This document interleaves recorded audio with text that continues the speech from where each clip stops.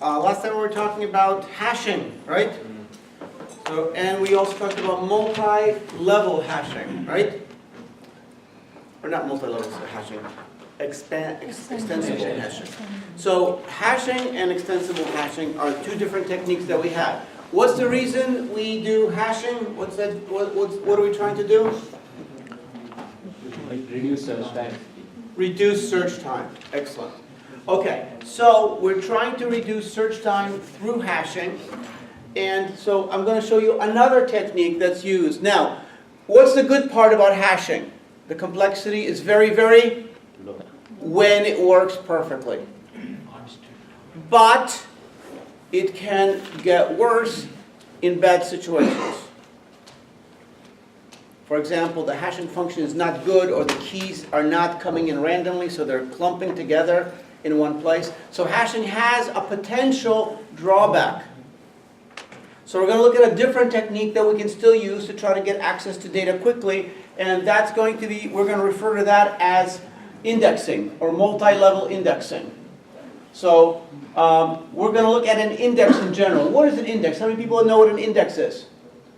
Index, index, index. Nobody has heard of index? Anybody here read a book? In the front of it, what is this? Is the index. If you're looking for chapter 7, you say, okay, that's on page 237, you open it up, there it is. Otherwise, you have to look at every page. No, no, no. Or you can do a binary search.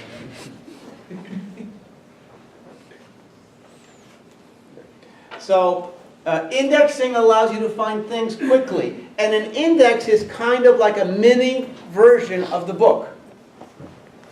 Because it has all the topics, all the proper pages, it doesn't have the content. It doesn't have all the details about the chapters. But it shows you how to find it. So as an example, let's say we can think of this as a chapter, right? So each of these lines is a chapter.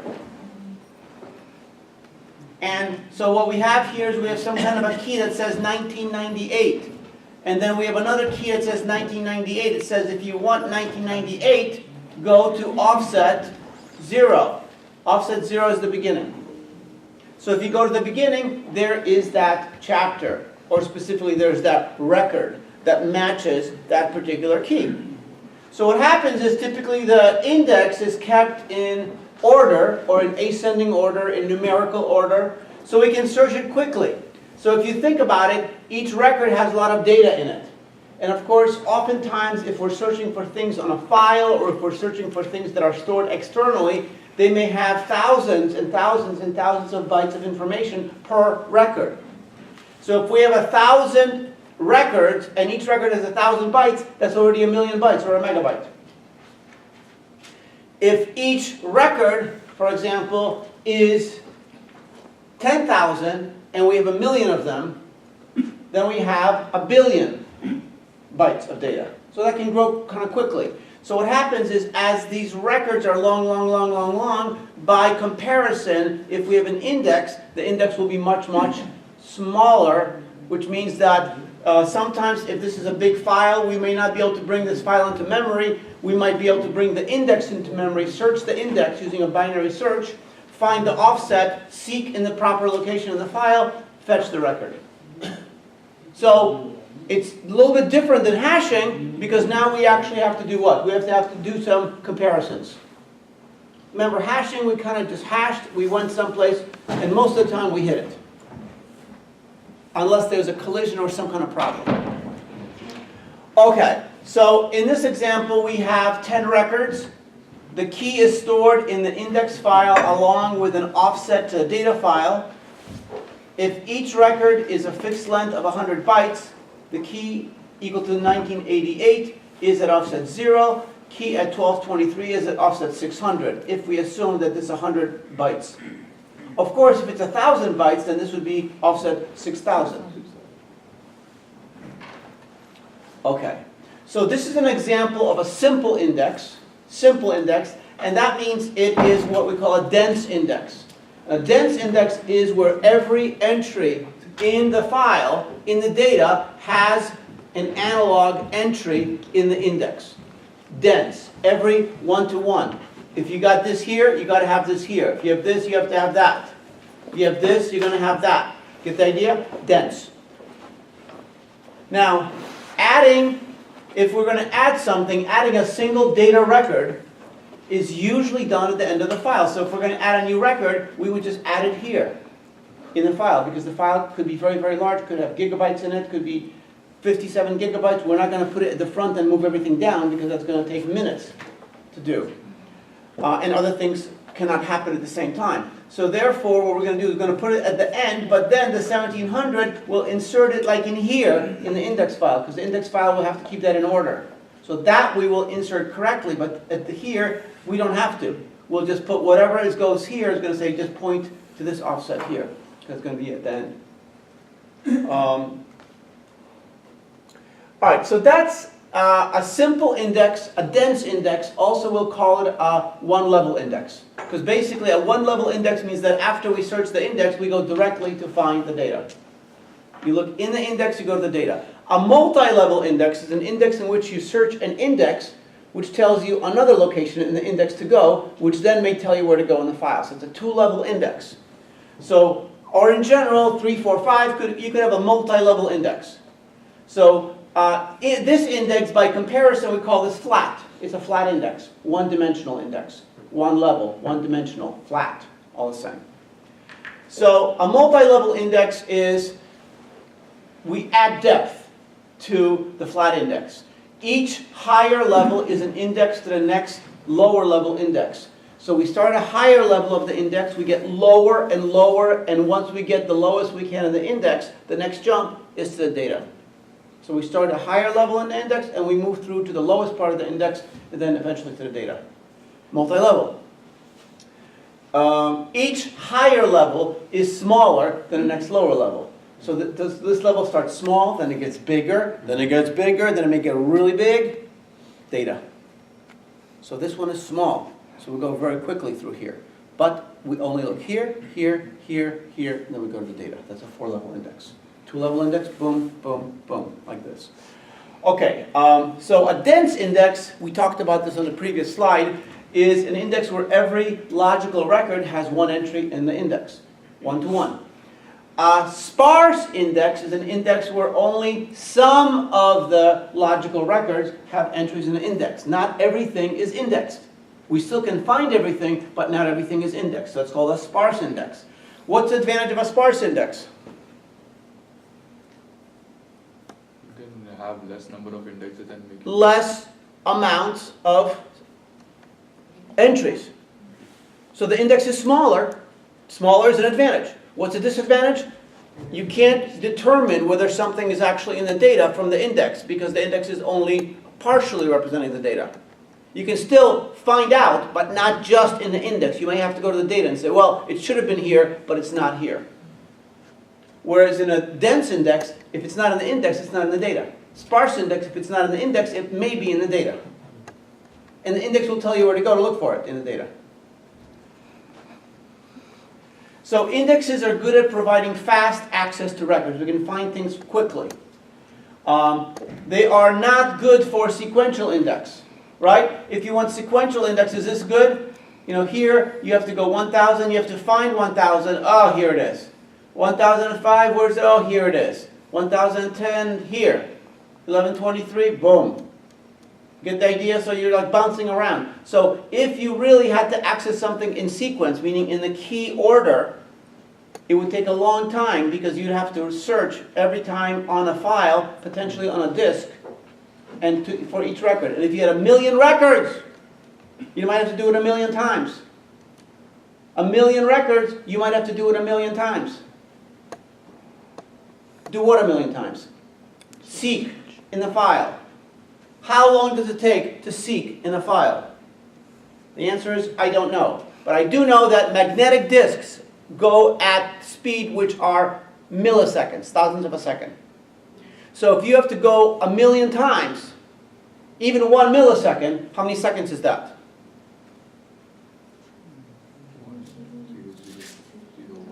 1,000 seconds. 1,000 seconds. Should I get my phone? My most powerful weapon. No one has a phone as powerful as this, except if you have an iPhone 6 or higher. so just to give you some basic idea about different types of disks, because there are different types of disks that we have. So if we have 1,000 seconds, if we divide it by 60, we'll get minutes. So it's going to be 16 and 2/3, so 16 minutes, almost 17 minutes. But if no magnetic disk actually will give you access in 1 millisecond. Typically, it's going to be some time for seeking and some time for spinning around that you have to catch up with. It's called rotational delay and seek time. We call all that stuff latency, right? You have to wait for that until you can get to the data that you're looking for. So it may be actually more like 8 milliseconds. Well, if it's 8 milliseconds, then take that 16.66666 and multiply it by 8. And now if we divide it by 60, we're going to get 2 hours, 0.22. That's a little bit longer. It's a little more inconvenient. So it's not good. It doesn't scale well for sequential access. But for direct access, if you just want to bounce, bounce, bounce, get what you want, you simply search that pretty quickly, and then you seek once. Once, you can deal with it. How fast are magnetic disks? Milliseconds. How fast are solid-state disks? Even more. Are they faster than magnetic disks? Yes. Well, they charge you more. You think they're faster, but how much faster are they? Are they 10 times faster, 50 times faster, 100 times faster, 1,000,000 times faster? They are running at the speed of microseconds. Microseconds. So that means that is one what? 10 power. 1,000,000th of a second. So they might be running at a speed of access time like 50 microseconds. So again, if you have 1,000,000 times 50 microseconds or 1,000,000 times 100 microseconds, it's still going to take some time. Still a bad idea.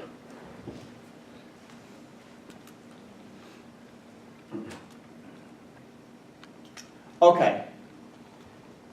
Now, we're going to talk about something called blocking factor. Blocking factor. So, when you guys are computer scientists, computer science majors, right? People are going to look at you as the experts. You can't be like, I don't know.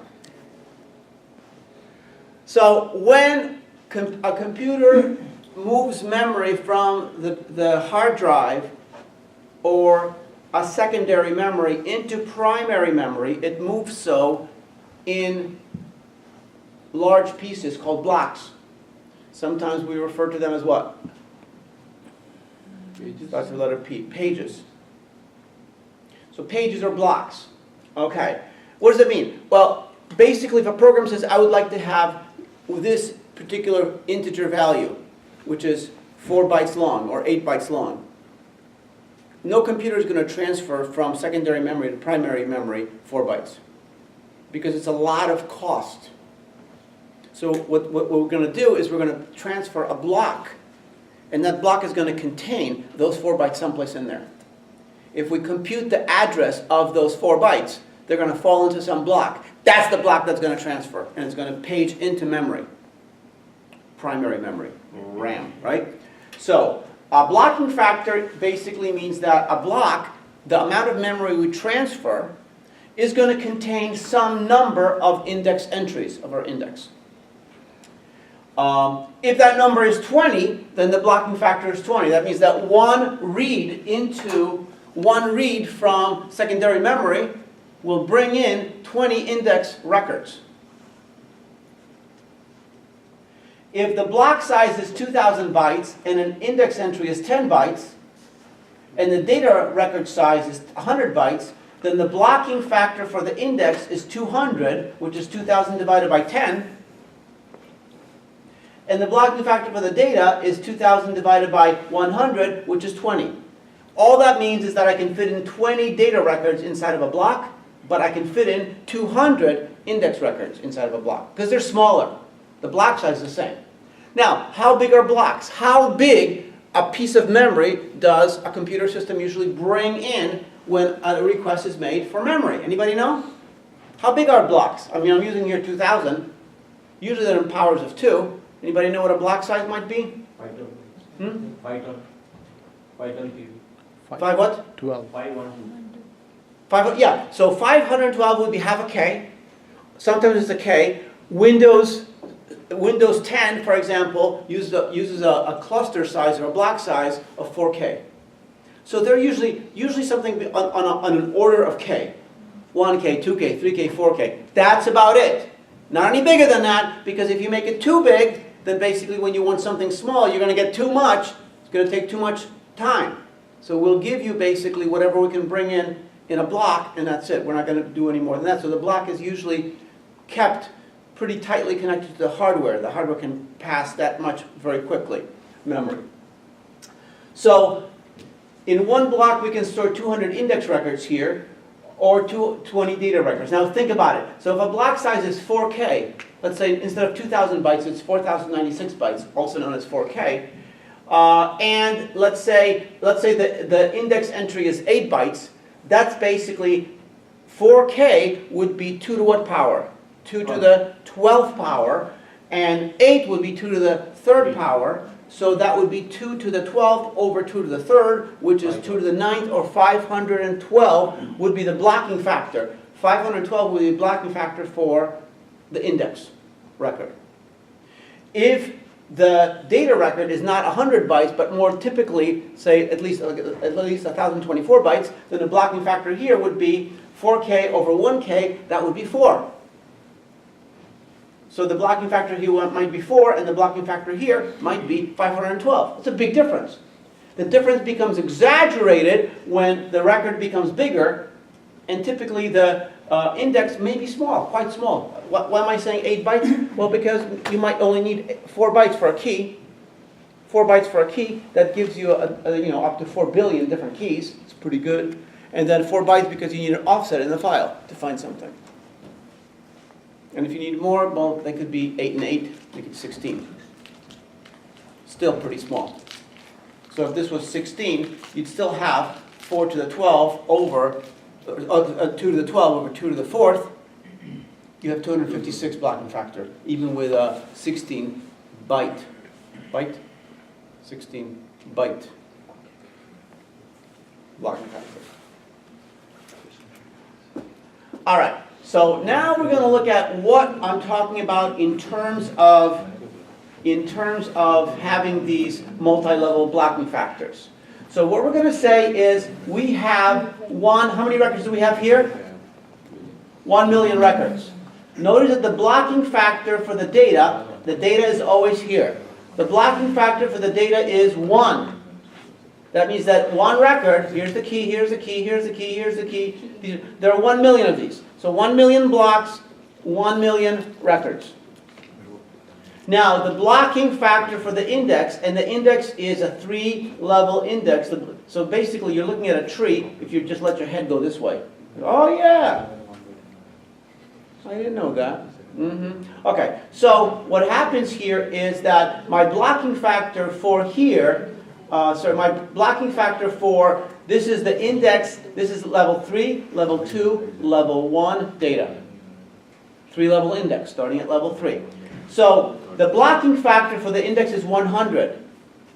So tell me how many blocks will be in the index file at level 1. Well, it's going to be 1 million divided by 100. So it's going to be 10,000. So it's going to be 1 million. 100,000. Oh, okay. They're going to hide the answers. Don't peek.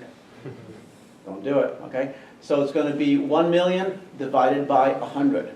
So it should be 10,000.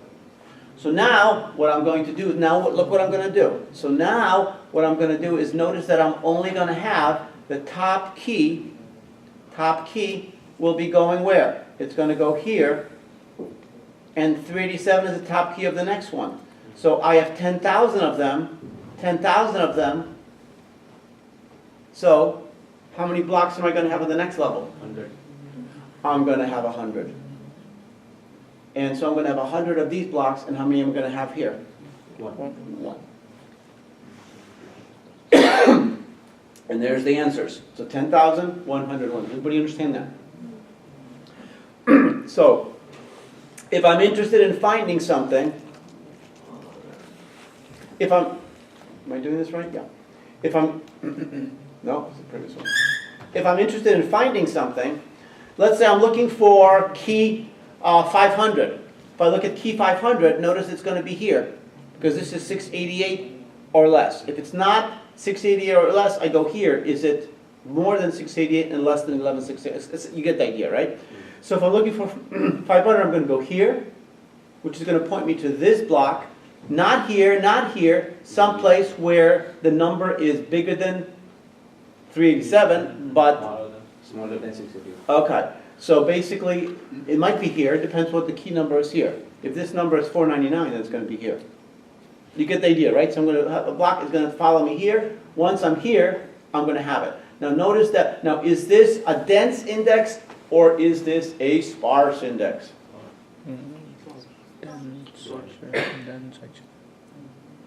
So this is a sparse index. This is a dense index, rather. Did I say dense?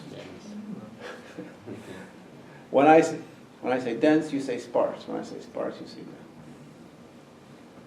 So the reason it's dense is because every one of the values of the 1 million is going to be here. Okay. Then you have these higher levels. Of course, they have less because all they need to do is refer to the maximum values. Does that make sense?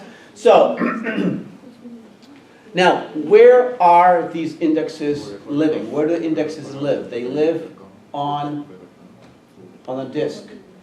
Why? Because if you're not using them, they have to be persistent. They have to come back tomorrow and the next day and the next hour. So if you're not using them, they have to be stored so we can reread them. Where does the data live? Also lives on disk. Okay, so what happens is now how big, let's say this is going to be, how big is this? How big is the block in this case?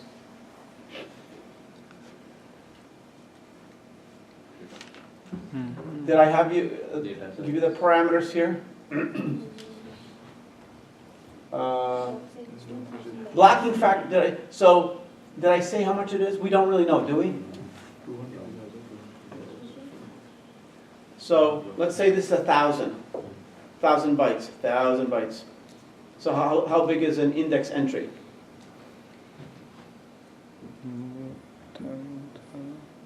10 bytes. Right?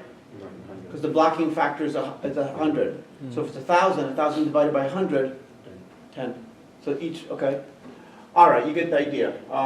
So therefore, if we had to say how much memory is this index requiring, well, it's requiring, so how big is this anyway? It's a K, it's 1,000, right? So this is going to be 10,101. And there you have it right there on the bottom. It's 10,101 blocks. That's the size of the index. How do you store this index? You store it on a file. Now, you store it in a file, but when you're going to use it, you're probably going to bring it into memory. Let's see if we can bring it into memory. Can you bring in a K into memory? Yeah. Can you bring in, how big is this one, next one? 100 K into memory. And then here we have 10,000. Now it gets a little bit bigger here. So maybe this can remain on file. So this is going to be super, super fast. And then we basically seek here, and then we go there. So the index can be partially in memory and partially on disk. Okay, so that's a dense index. Now let's take a look at a different kind of index here. So let's say we have, what's the big difference here from the previous one? Look at the data.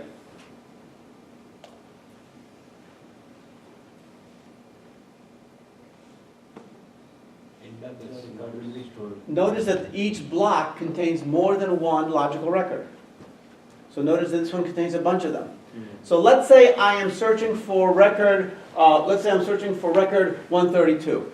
If I'm searching for 132, I'm going to go follow this pointer, right? Which means I'm going to go here, I'm going to follow this pointer, which means I'm going to go here, I'm not going to follow this, I am going to follow this. And I'm going to bring this block into memory, and then I will search for 132. If I was searching for 130, I would follow the same sequence. I would bring in this block and I would say, it's not there. So, this index is a sparse index. Because level 1, notice, only contains, contains 10% of the values. So I still have, the number of logical records is still 1 million, but the number of records at level 1 is going to be 1 million divided by 10, which is going to be 100,000. So I need 100,000 of them. But the blocking factor is what? So therefore, how many am I going to have here? 1,000. I'm going to have 1,000. There it is. So if I have 1,000 here, I only need how many here? 10. 10. Because 10 times 10, right? So 1,000 divided by 10 is going to be 100, so I just need 100. And then here, 1.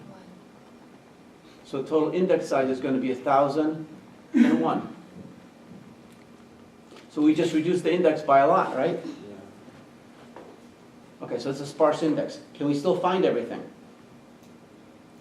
Yep, we can still find anything. Now it's possible, in this example, it's possible if I'm searching, like I said, if I'm searching for the value of 135, I'm still going to follow here, but when I won't find 135. I'll have to go to the data, read the block, and say it's not there. Okay?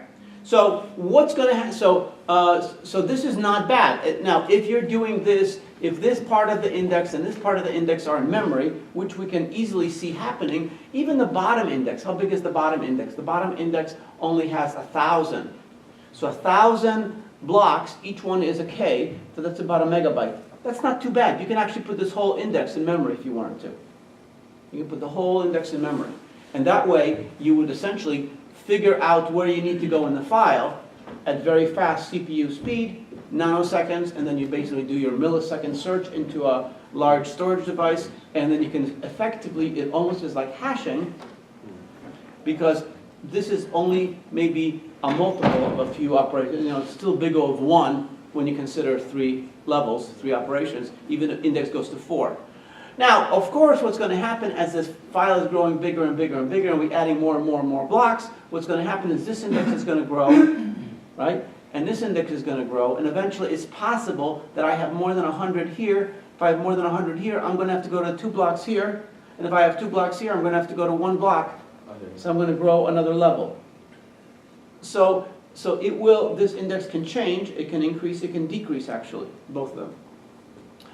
Okay, so to support that type of a changing approach for files, there was a development of something called the B tree. And the B tree, okay, was developed at Boeing by Bayer and McCreight. So is the B tree for Boeing or is it for Bayer? I think Bayer, because I'm just going to call it the Boeing tree. So the B tree, it's not a binary tree. People go, is it a binary? No, it's not a binary. B tree is not a binary tree. It's a B tree. All right, so, and the idea of a B tree is that what we want to do is we want to produce a tree. Now, if you look over here, is this, if you tilt your head this way, does it look, whoops, sorry about that, does it look like this tree is balanced? Well, it's hard to tell. It looks pretty good. How about this previous one here? Looks pretty good, but again, but you understand, it's actually, if you were to maintain this, it actually gets very complex to maintain it. I know, because I've written code to actually do that. And it's tricky. You actually have to create blocks, add blocks, split blocks. It'll keep you busy for weeks. Okay, so the idea is, let's create a special structure that's meant to be an index into large storage. And this is called a B tree. All right, so B trees are always balanced trees. So they're not like binary trees, because binary trees can go out of balance. We know their average behavior is good, but this is the worst case of a B tree is always balanced, always. And the reason they're balanced is because they grow or they increase their height going upward, not downward. So if you have something like this over here, it's already balanced, and you're going to grow another level, that level's going to go up, you're just going to stay balanced. Okay? And the B trees have an order, An order of B tree is essentially the number of children that you can have. So a B tree of order 2 would be like a binary tree. You could have 2 children or 0 children, let's say, or 1 child. And a B tree of order 3 could have 3 or 2 or 1 or 0, something like that. We make some special rules for how many they can have in order to maintain this balance invariant condition. So the B tree of order m can have at most m children. So a root can have m. So if m is equal to 16, you can actually have 16 children. Okay, and the idea is that the root in a B tree has a minimum of 2 children. So a root cannot have 1 child. And if you think about it, if you have a root and you have 1 child, that's not balanced. You've got to have at least 2 nodes in order to have the notion of balance. Otherwise it looks like it's skew and then it could continue, be even worse.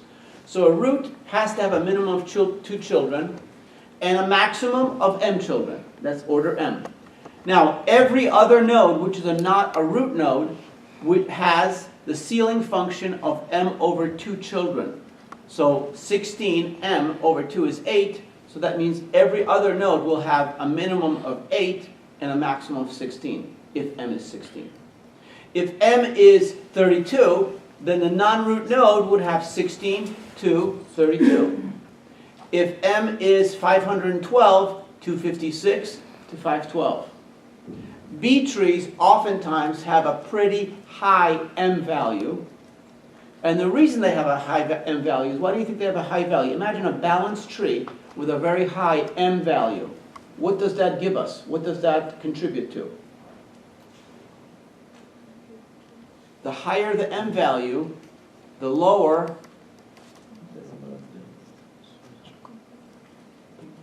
Complexity. depth or height. Because as the tree is growing more this way, you're getting less this direction. So imagine that I can have m is 512. Well, that means that this node could have 512 children. So right away, that's got to be better than if I had m equal to 16, because you can only have 16 children. That's less. So if it's 512 or 256, you can get a lot more breadth. And then recursively, they do it again and again and again. So the growth of a B tree with a high M order is really, really slow. It doesn't grow very quickly. It has a huge tolerance for changes of number of elements in the tree without changing its height, also known as depth, because depth, right? Because the height is just 1 to this, and the depth is 0 to 1 minus the height. All right, so now there are 2 kinds of trees. I'm going to be looking at something called a B plus tree. Actually, we're going to look at both of them. There's a B tree and a B plus tree. A B plus tree is a very good student because it gets a B plus. The B tree is only like an average student. It only gets a B. No, a B plus tree, at the very bottom of the B plus tree, all of the key values exist. So all the key values exist at the bottom level of a B plus tree. In a standard B tree, the key levels, the keys are everywhere in the tree. And so the base level only has a subset of the keys. All the keys are together someplace in the tree. But in a B plus tree, all the keys are at the bottom level, and the upper nodes have some duplicates of the keys. So what I'm showing you here, because it's a little simpler to look at, is a B plus tree. Okay, how it works. So what we're going to do is we're going to try to go through the process of inserting into a B plus tree, I'm calling it a B tree, but it's a B plus tree, of order m equal to 3. It means that at most it has how many children? 3. Now, so that means, so what is the minimum number of children that a root can have? 2. 3 over 2, ceiling, 2. So the root must have a minimum of 2 children and a maximum of 3. Every other node has minimum of 2. and a maximum of 3. Okay, so the B plus tree of order 3 is a funny tree. Not like humorous funny. It's a funny tree because actually the root and all the other nodes, that's the case where 2 and m over 2 ceiling are the same number. So in a B plus tree, where m is equal to 2, you can have either 2 children or 3 children, or no children. Cannot have one. So we give it a special name for this tree. So the B tree of order 3 is called a 2-3 tree. Because all the nodes are 2-3. And it's quite similar, if you think about it, it's quite similar to a binary tree. Because it only goes up to 3, so it's not a huge difference. So it's the closest thing we can get to a binary tree that guarantees balanced. So of course it's a good idea to look at a simpler case. Of course, we can look at now if we had a tree of order 4, that means that we could have 2 children to 4 in the root, and this would be what? 2 or 4. 2. So that would be a 2, 3, 4 tree. But if the order was 5, then 5 over 2, 3, 4, 5. that would be 3, 4, or 5, but the root could still be 2. So now they are not the same anymore. And from there on, they're not going to be the same. So we're looking at the special case of the order m equal to 3 B tree, which is a 2, 3, 4 tree, or a 2, 3 tree. Okay, so now what we want to do is we want to insert into our tree the key values of K, F, G, Y, all these letters. And we want to keep them in order. So these are the keys. So if we put the K into our tree and the tree is empty, the K goes in. And F goes in. And G goes in. So after 3 insertions, this is what the tree looks like. It's only a single root node. Okay, so now what we're going to do is we're going to insert what? Y. But because the tree node can only take 3 keys and 3 children max, we cannot add a 4th. So for that reason, I put the Y in and I make this node dotted to indicate it's temporary. So this is the process. The first thing we're going to do is we're going to add this imaginary value. Then what we're going to do is we're going to split this tree in half, creating 2 nodes, satisfying the principle that a root has 2 children, and then we're going to grow the tree by a level, increasing the root on top. And so what's going to happen, we'll split those nodes. There's FG, KY, and then we have Y on top of the new root and G here, and that indicates the top key value of the subtree. Top key value of the subtree. So if you're looking for something G or less, you're going to go left. If you're not looking G or less, you're going to go to the right. Okay. Now, so once we overfill a node, we have to split it. So now we're going to, what's the next value coming in? U. Next value is going to be U. So U is going to be less than Y, so it's going to go in here. How's that going to go? K-U-Y. We're just going to go KUY. No problem, right? We can certainly take it. After U, what do we have? R. R. R. Okay, so let's see what we got here. So you can see here is that U goes right in, and now we're going to insert R. When we insert R, R is not less than or equal to G, so it's going to have to go here, and then the R will go here. Notice the node is being prepared for a split. It's going to split KR, UY, but that's going to create 3 children, which is not a problem for us because it's a 2-3 tree. So therefore, if it's going to be 3 children, I now will have to have a 3rd key. So what's going to happen is the Y will stay. What has to go up and be copied into the root? The R. The R will be copied into the root. And so now that's what the tree looks like. Notice that we did not grow an extra level. The height is still 2. It's still balanced. Okay, so after R, let's see what else we have to put in. After R, we're going to put W and then PL. So let's go to W. If we go back to here, W is just going to go here. P is going to go here. So excitement is building up as we're filling these nodes. And of course, the next value is going to be U. L. WPO. Okay, so W is going to go here, P is going to go here, but L is also going to go here. So what's going to happen is, this one is going to have 3 keys, this one is going to have 4 keys, it's going to have to split. When it splits, how many nodes am I going to have at this level? 4. 4, which means that the root is going to have to split, each of them taking 2. Because I can't have 4 children, so I need to have 2, each taking 2, and then what's going to happen? New root. Okay, so you can see over here the P and the W now when the L comes in, this is the situation we have here. So what's going to happen is, we're going to split this node in half. The Y is still good, the R is still good, and now we're going to have an L, that L is good. So what's going to happen is, this L gets copied up here, this node splits, and then the root has what values? L and Y. L and Y. You see it? You know why these are dotted? Because I forgot to not dot them. They should be, they're done, right? So you can see, notice the tree now still has not. So you can see that I've put in a lot of values. How many values do I have here? 4, 5, 6, 7, 8, 9, 10, 11, 12. I have like 13 values in it. It's only a height of 2.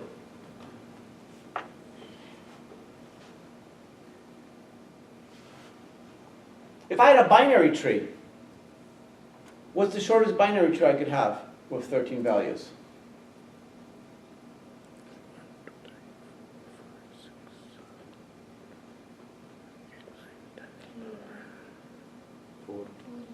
Yeah, 4. That's the shortest. Is there any room for any more data before I split again? I could add in what? An A, B, C, D, E here. I can add a what? Nothing. K and a half. Q. What would happen if I added, for example, V? Well, if I added V, that would split it. I would have 5 now, right? So now what I would have to do is I would have to take 3 of them on this. So if I added a V, what would happen is, now you understand this is going to, well, let's see what this is going to look like, right? Okay, that's our result. Now if I added a V here, what's going to happen? This node is going to split. So the Y is already there, the V would go up here, and then this would have 3 children, and that's fine.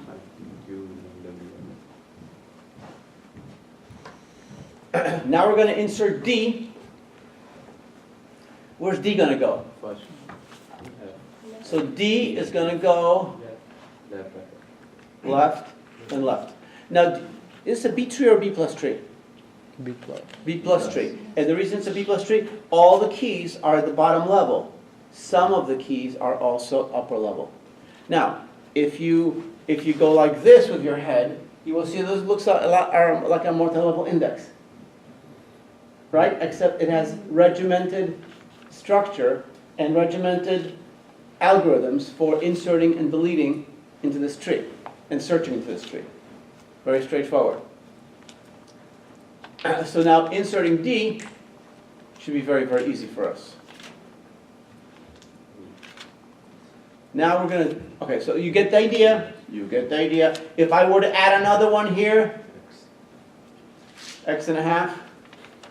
Okay, if I put a value here, what would happen? Well, then I would have to split here. That would have to get split in 2, which would create 3 here, and the root could just take that key. Wouldn't grow any more values, any more height. Okay, what if we have to delete X?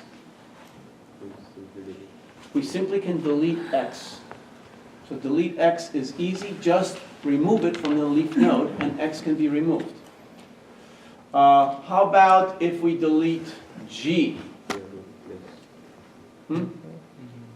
If we delete G, because it's the maximum node here, we have to go up here and change this to F and make sure there's nothing up here to maintain the consistency. So if you implement a B tree, not only do you have pointers going down to the children, but you also have the nodes pointing up to their parent node. So that's part of the, and you're gonna find also you will need the children pointing to themselves. You're gonna see that, because sometimes what we have to do to maintain balance is to redistribute the children amongst, so you can think of these guys as brother and sister, I guess, right?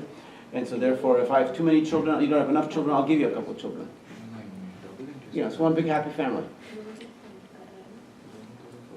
So if we delete G, we can simply remove it from the leaf, but modify the parent, we already talked about that. If we delete V, here's a small problem.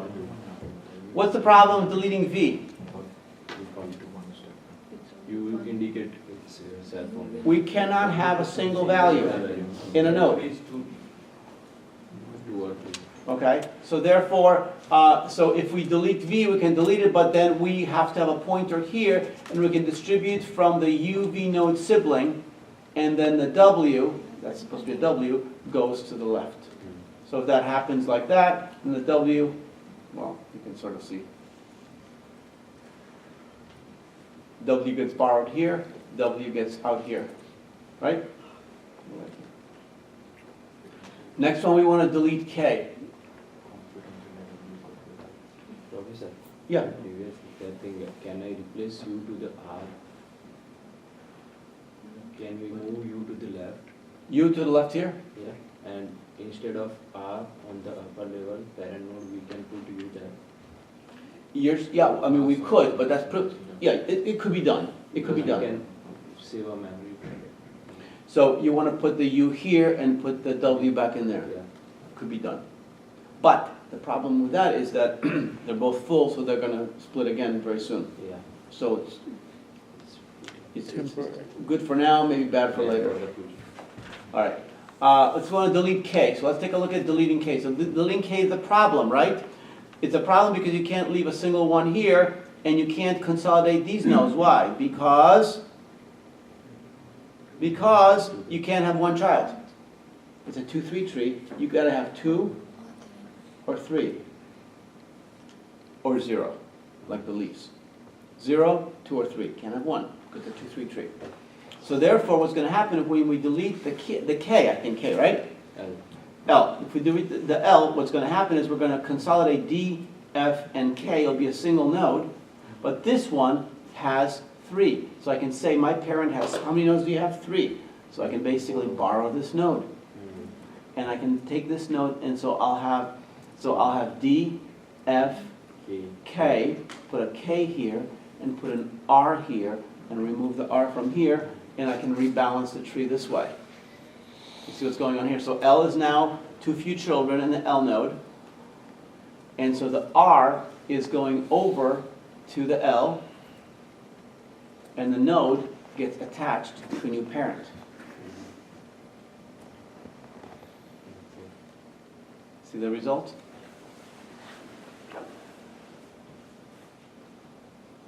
Now what happens if I delete X? I have another problem. If I delete X, what's going to happen here? I delete X, I can create one node, I can merge these two nodes, right? It's a split or it's a merge. So if I delete X, then Y can be merged here. That's going to give me 3 nodes.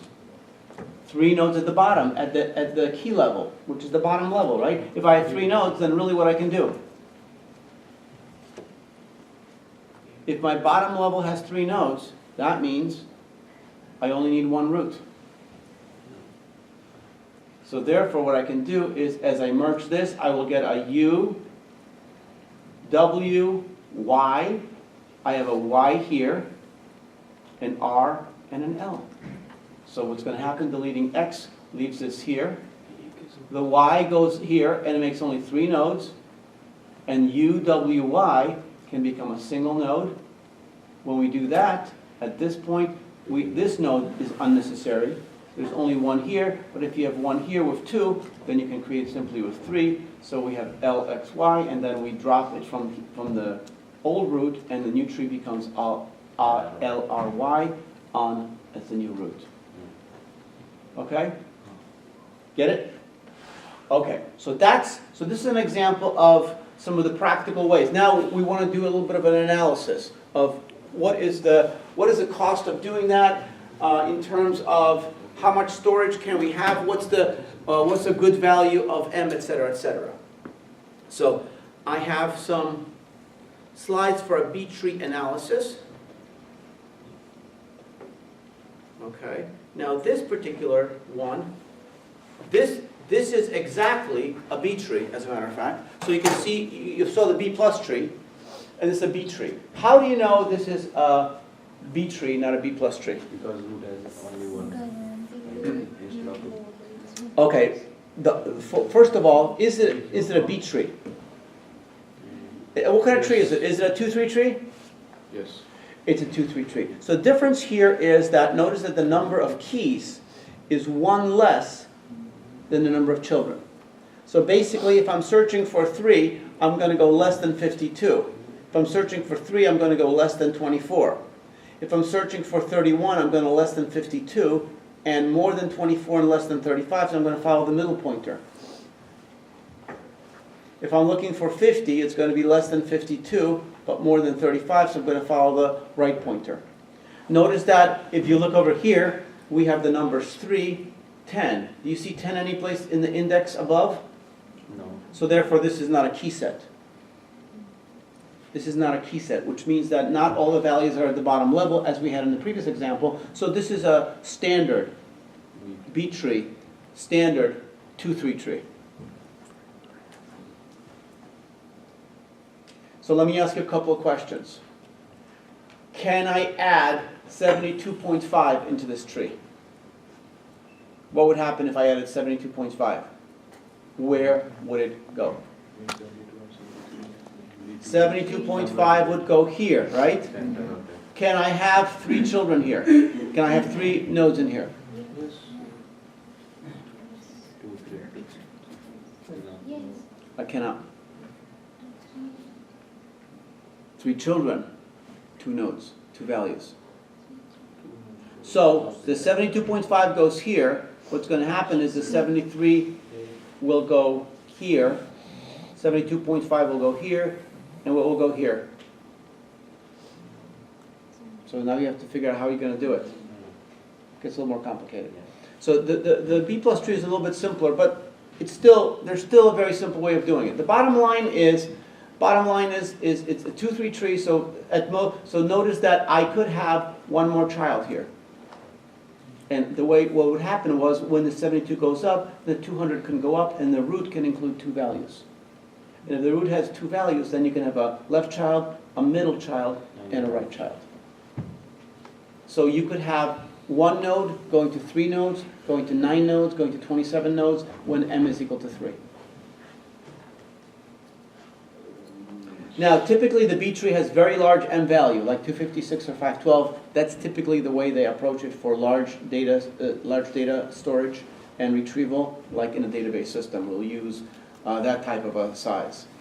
All right, so we already know this information from the last slides, and essentially the root is either an external node, which means it's an empty tree, right? Or it has between 2 and m children. 2 and m children. All non-root internal nodes have between ceiling of m over 2 and m children. We already know that. So all external nodes, you know what external nodes are? Null pointers have the same depth. That's what makes it balanced. We don't say full because full, I don't know what full means. Because you might have 2 nodes at the bottom at a certain height. You might have 3, you might have 300. And still the same. So when is it full? So we don't use full, but we use balanced. Okay? Now, the B tree analysis we're going to do is based on a height of a tree, which is going to be h, and the order, which is going to be m. The order is how many children you can have. H is how high you are. So now we're going to let n minimum be the minimum number of nodes. N nodes. Nodes minimum. Minimum number of nodes of a tree in a B tree of height h of order m. So we're talking about the minimum number of nodes. So if you have 1 node at the root, what's the minimum you can have here? Next level. 2. Why? Because the root always has, from the invariant, the root has between 2 and m. all other nodes between ceiling of m over 2 and m. So if m is 3, it's 2 to 3. And all other nodes, 2 to 3. But when m is equal to 16, then the root is 2 to 16, and all other roots are 8 to 16. Get the idea? Okay, so that's what we're talking about. So basically, the root has a minimum of 2 children, okay, which means 2 keys, or you can think of it as 1 key, depending upon b, b plus, but it's not a big difference. The internal nodes have a minimum of m over 2 children and m over 2 ceiling keys. And so what we have is we're going to look at the height. So basically, this is a depth of 0, right? How many nodes? 1. And now we're talking a depth of 1, and we have 2 nodes. Why 2? Because we're talking minimum. You can't have any fewer than 2. That's the smallest. Now, if it's going to be the minimum tree possible, then each of these 2 nodes is going to have how many children at the very least? Ceiling of m over 2. So there's going to be 2 nodes times ceiling of m over 2. And then that's how many nodes I have at this level. So the next level, each of these nodes is going to have at least m over 2 nodes. So what happens is this m over 2 ceiling is squaring. Finally, when we get to the bottom level, we're going to have 2 times m over 2 to the h minus 1 power. So in order to find out how many nodes the minimum B tree of order m height h has, we have to summate these. So we need to sum this progression. You can see it's 1, that's a special case, 2 times m over 2 ceiling to the 0, plus 2 times m over 2, plus 2 times m over 2 squared, so it's going to be always 2 times m over 2 to the I, as I is going from 0 to h minus 2. And that's what we're going to have here. So you can see the nodes, number of nodes, excluding the root, solved by the geometric series is going to be 2 plus 2 times to the first, plus 2 times to the second, plus 2 times to the m over 2 to the h minus 2. So now notice I've excluded the root. Why? Because it doesn't work nicely, so I'll just add 1 later. Not a big deal. So therefore, we can see this is a geometric progression with the first term equal to 2, which is A, and the ratio equal to m over 2 ceiling. So what we're going to have is we're going to simplify it. We're going to simplify this one. If I factor 2 out, it's going to be 2 times, so it's going to be 1 minus m over 2h minus 1 over 1 minus ceiling of m over 2. And of course, you can just reverse the sign by multiplying by -1 over -1. And that's the result we have. So we have m over 2 to the h minus 1 minus 1 over m over 2 minus 1. If m is even, we can take away the ceiling. So if m, for example, is 16, it would be 8 to the h minus 1 minus 1 over 7. And that's not a bad deal. I mean, just you don't have to worry about the ceiling function. Okay, so for example, when m is 512 and h is 4, so we're talking about a B tree of order 512 and a height of 4, we get 512 over 2, 256, to the power of h minus 1 over 5 over 256 minus 1, and that gives us 2 to the 64k. So what's 64k? That's the number of? That's the number of what? Number of nodes. But it's not the number of what? Total number of nodes. Not the number of entries or keys. Because the keys are going to be more. Right? Because if a node has, for example, m over 2 children and m is 512, then that means it has 256 entries and 256 children. So that node has 256 entries in it. Or 255 if you want to have one less. Okay, if the m is still 512, but the height is increased to 6, then we can substitute into our formula and we get 4 billion nodes. Get the idea what we're doing? Now, The reason I'm doing this analysis is because I want to demonstrate what happens, how flexible the tree is. Remember when I talked about flexible? Flexible means that when the tree has got a lot of values in it and you start dumping values into it, how likely is it that the tree is going to grow to a new level? Because growing to a new level is a bad thing for the sake of searching, because it causes an extra operation for searching. Not the end of the world, but you don't want the level to be 1,000,000 or 10,000. You'd like the level to be 3, 4, or 5. Okay. So now we're going to look at the number of keys. Keys are now the values inside the root. Okay, so number of keys, including the root, number of keys for n min, number of keys for the same analysis. So we're going to multiply the number of nodes and multiply it by m over 2 minus 1 plus 1. That's the root. There's the plus 1 right there. And that's going to equal to this. So n min is going to be 2 times m over 2 to the h minus 1 minus 1. And that means it's going to be greater than or equal to 2 times m over 2 h minus 1 minus 1. So now let's look at the number of keys for the same minimum analysis. And so when m is 512 and h is 4, now we have 32 million keys. So a B tree of order 512, height 4, can point to 32 million keys. 32 million keys. If each of those keys is pointing to a record worth a K, then we're talking about 32 gigabytes of data of a height of 4. Okay? Now, if the height goes to 6, we get approximately 2 trillion keys. If each of those is pointing to a record of size K, from trillion we go to peta. That's your next stop in the twilight zone, right? Peta. So peta is going to be 1,000 teras. You have giga, tera, peta, exa, zeta, yotta are coming up next. Each of them is 10 to the third or 2 to the 10th times bigger than the previous one.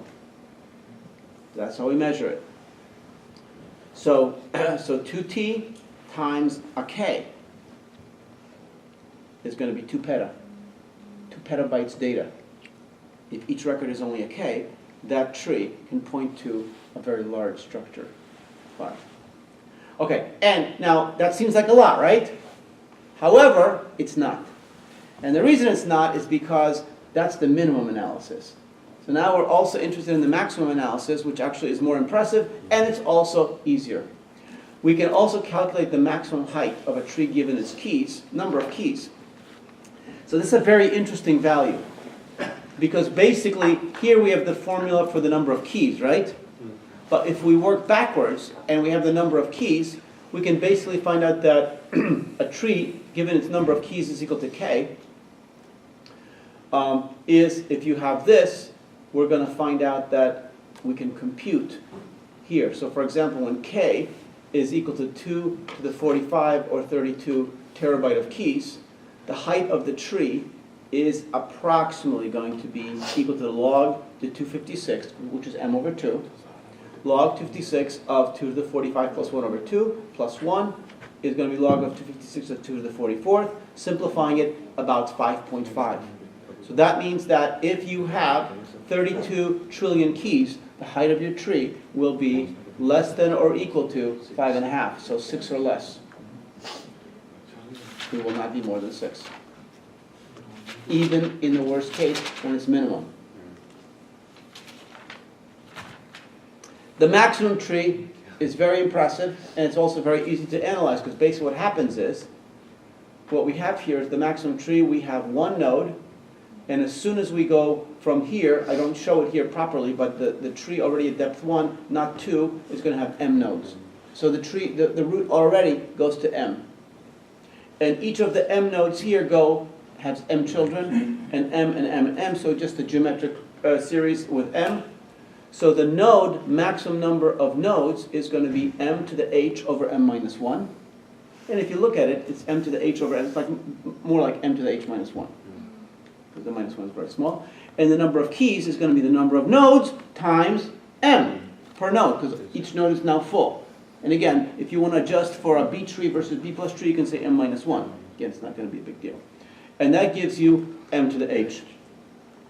So the number of nodes is equal to this, and the number of keys is equal to this. So if we take the maximum, given that m is equal to 512, which is 2 to the 9th, and h is equal to 4, the minimum number of keys was 32 million keys, but the maximum is 64 billion keys, with a B tree of size, height 4, m 512. So that's what I call flexible. So the number of keys has increased 2,000-fold. For every key that's in there on the minimum tree, there are 2,000 for each one of them in the maximum tree, and we haven't changed the height. That's flexible. That's called shock absorbent. Now think about a binary tree. 64 billion. Well, 64 billion is 2 to the 6th times 2 to the 20th. 2 to the 30th. So it's 2 to the 36th power. So what's the minimum height of a binary tree? 2 to the 36th. Or 36. 36. But what's the average binary tree?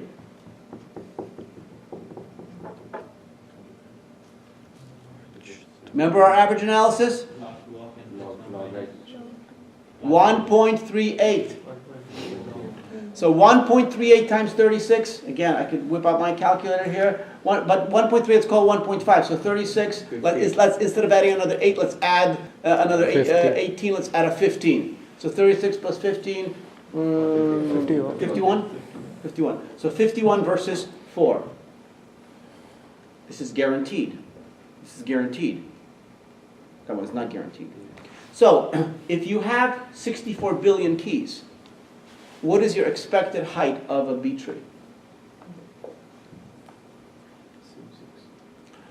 What would you expect the expected height of a B tree if you, with these parameters, with 512 as the m, and you have 64 billion keys, what would you expect will be the height of that tree? And why? Final exam question.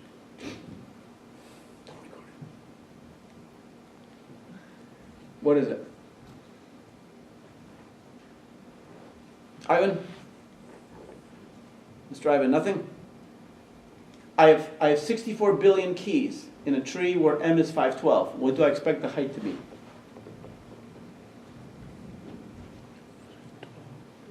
Hmm? No.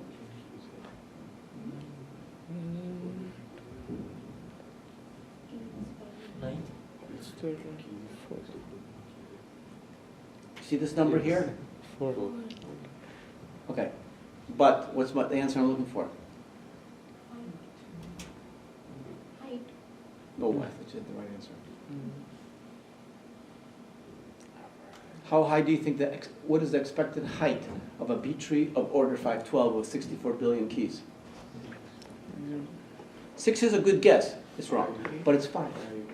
It's probably going to be 5. Why wouldn't it be 4? Because that's the absolute max. Not likely that's going to happen. But 5 will overflow. Hmm? 5 will overflow when we did it. So 5 will typically hold it, no problem. Remember, this is the range of keys. So that means 32 million keys. If you have 32 million keys, what's the expected height of your tree with 32 million keys?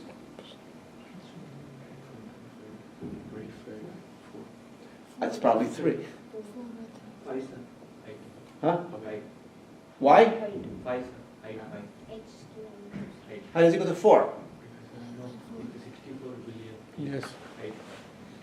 Height is equal to 5. Yes, that's what I said. But how about with 32 million keys? Huh? 3, yes. Why? Because this is a case where every tree is minimally filled. Every node is minimally filled. What's the probability of that? Very low! It just shows you that that's the range it can hold. It doesn't mean that if you have 32 billion, you're going to have a height of 4. It just means that it means that if you have a height of 4, the very least you can have is 32 billion. It doesn't mean that you have to have a height of 4 to 32 billion, but that's the very least. So, but you understand. Now, if I have, for example, 30 billion keys, what do you think I'd expect for the height to be? 4. Why? Because right nice in a nice comfort zone. Yeah, it's a nice average area, so to speak. Get the idea? Okay, so so another little analysis I did here is the ratio of maximum to minimum number of keys for a B tree, and that gives you the maximum number of keys over the minimum number of keys. Basically ends up being m times 2 to the h minus 2. So given m is 512 and h is 4, we have the ratio is about 2 to the 11th, which is 2k. 2k. Well, guess what? Guess what 2k is? Check it out. If you multiply 32 million by 2k, you get 64 billion. Because 32 million by a k is 32 billion. Times 2, 64. Yes, okay. Very nice, very nice. All right. Now you guys know something about B trees. So what I'm going to be looking for is just being able to understand the concept of B trees, understand the concept of counting the nodes, counting the keys, counting the range between the minimum and the maximum, and having some kind of expectation. So what's the advantage of a B tree versus hashing, if you have to take an advantage? Less height. Over hashing. Hashing doesn't have any height. So it has to be only what? In the best case, what's better? Best case hashing or best case B tree? Best case hashing. Best case hashing. So how can B tree have an advantage? Well, obviously it can only have an advantage if the hashing is not best case. So if the hashing is not working very, very well, what's the advantage of B tree? The advantage is that it has a guarantee of height. And that guarantee of height is when we did this one. I want you to understand this slide. Okay, this slide gives us a guarantee. The height of the tree. So we solve for h. How do we solve for h? Notice this is m over 2 to the h minus 1 is less than this. I'm solving for h. So I take the log. So h minus 1 is less than or equal to log to the base of here, m over 2 to the n plus 1 over 2. Get the idea? You understand how I did it, right? Anybody want to see it? Want to see? Okay. So what I have here, just to understand, like if this was, for example, 2 to the h minus 1, then how do I get h minus 1? I take log to base 2. So what I'm doing, because this is the base, I'm taking log to base m over 2. On this side, drops this out. On this side, stays in. So now that I have h minus 1, I can solve for h. Simply it's going to be log of this plus 1. So the height of the tree will be less than or equal to this. Okay? And now this is, I think this is done for the minimum. We could do the same thing for the maximum. So just to solve it, in the maximum, this is what number of keys. Where's the keys for the? Where's the keys? That's number of keys, right? Number of keys, right? So if you want to solve for the height, you would have 2 times m over 2 to the h minus 1, whatever, is less than what? We did here.